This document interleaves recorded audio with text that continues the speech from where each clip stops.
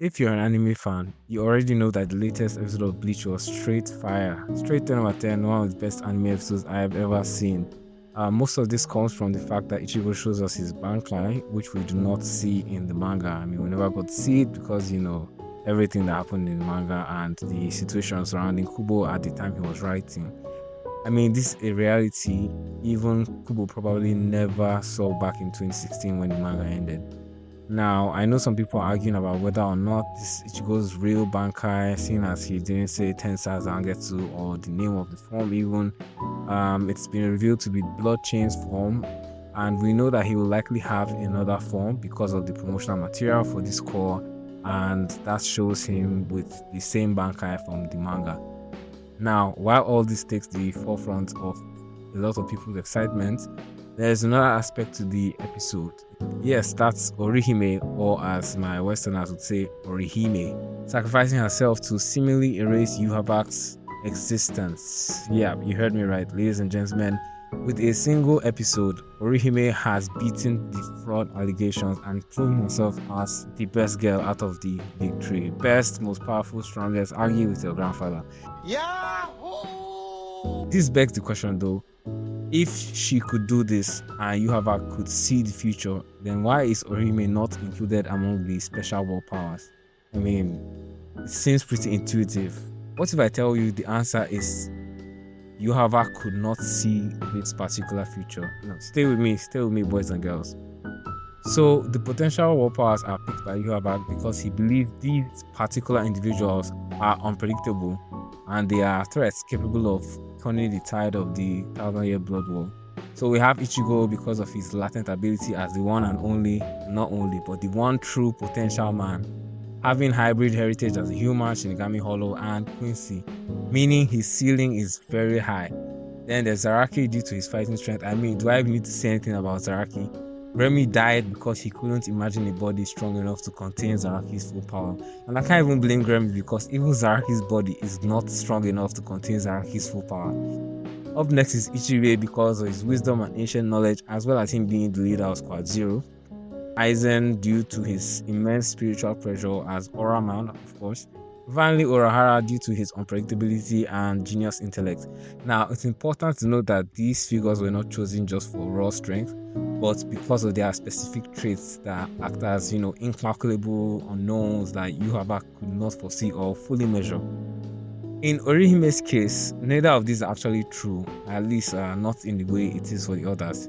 You see, the Almighty's ability to see and change the future. Yhwach describes this as seeing grains of sand falling in the wind, with each grain representing a possible future. He sees all these futures simultaneously, spanning from the present moment to the far-flung future. So surely he should have seen Orihime's role and her immense power, right? Well, no, because this wasn't in the manga.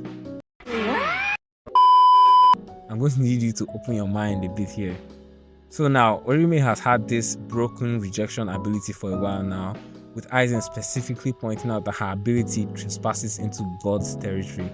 Orihime doesn't simply heal or rewind time, she negates cause and effect, effectively blotting out the phenomena from history. That is, anything that happened, she can make it as if that thing did not happen. That's what her power is. She doesn't heal, she doesn't rewind time. It's not like what's the name of that guy? It's not like Jojo from Diamond is Unbreakable. Her powers work with her resolve as well.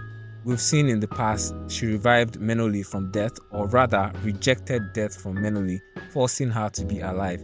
We also, however, see in the fight between Ichigo and Ukura that she's unable to heal Ichigo after his chest was blown open by Ukura's Zero, and she was panicking. She fell into deep despair and she felt hopeless, and that's why she could not heal Ichigo in that fight at that point in time.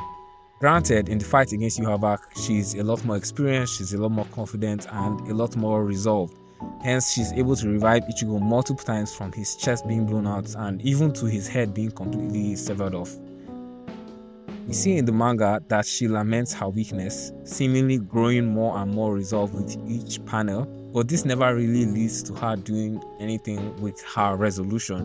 Ichigo goes Bankai, we don't really see what it does. Ishida comes in, yada yada yada, they save.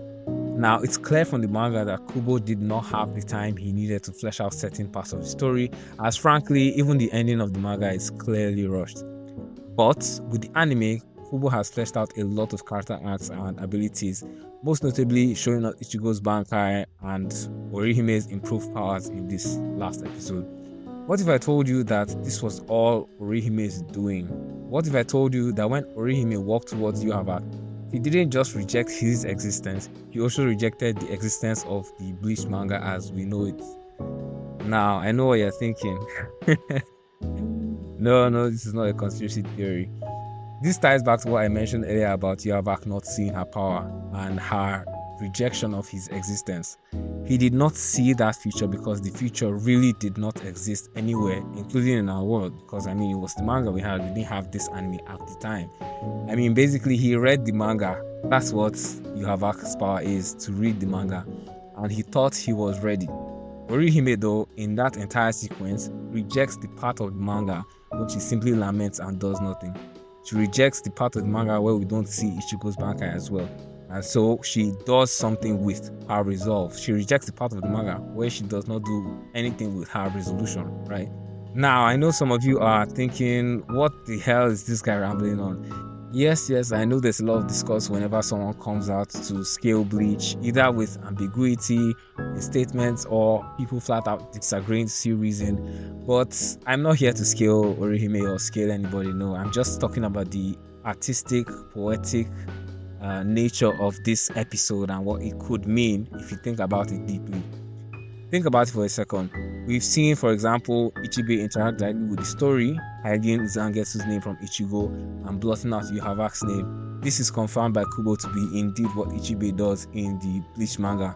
It's kind of how Kubo likes to tell his stories, adding artistic twists and turns to the characters' powers. So this is just an interesting angle to look at Orihime from. Anywho, to summarize, Yhwach does not add Orihime to the special war powers list because he does not know what she does. He does not see this future where she erases him from existence. He does not see this future because this reality did not exist. This reality did not exist because it was not in the manga, and Yhwach is the manga reader. Orihime effectively rejects the manga itself, which Yhwach has read in quotes, leading to this new reality where Kubo writes a different flow in the anime. We'll probably never definitively confirm whether anything I've yapped on in this video is true, but it's an interesting angle to look at it from. What do you guys think? Am I actually cooking something here, or am I completely reaching? Will we finally get to see Aizen's manga? I think that's a yes. If I saw that, I would throw away my eyes because nothing else in the world would be worth watching anymore. Anywho, let me know down in the comments. If you enjoyed this video and you want to see more theories, do me a massive favor and hit that subscribe button. It really motivates me to keep making these for you. In the meantime, welcome to Orihime's Bread Society. Take care out there, and I'll catch you guys in the next one. Peace.